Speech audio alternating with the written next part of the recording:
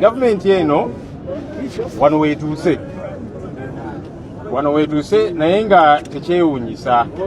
Kikaakati n'okugamba nti tuzze ku Ekereziya Katolika okusaba. Sanji zino tubadde tutegeka okusaba ku bitebe byaffe era nga bajja eyo nga batutumbulirayo.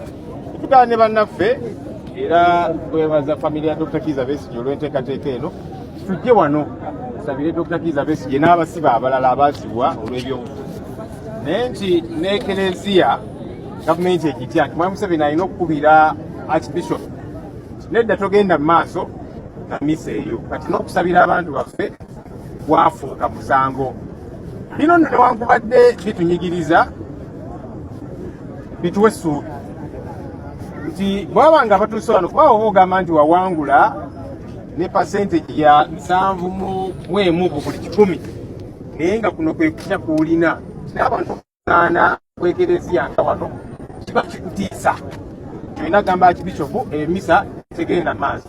Era bannayuganda kituwa essuubi nti abantu bano naye batiitiizi nnyo, bakimanyi nti tebalina buganzi eri bannayuganda, bakimanyi nti buli kye bakola kikyamu, bakimanyi nti bali mu kaseera kaabwe ak'akawungeezi.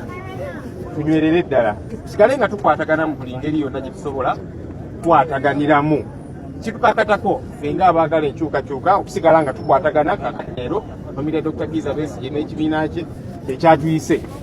Tugezeeko tumanyi nti obuzibu buyitirivu, tulina abamu ku bannaffe abatulimu nga bagamba nti bali naffe naye ate era ne mbalaba nga tebali naffe, naye bannayuganda bannabyabufuzi abali serious ku nsonga ez'enkyukakyuka tusigale nga tugezaako kukwatira awamu naye okusingira ddala bannayuganda kubanga bo basinga naffe abakulembeze tukwatire wamu.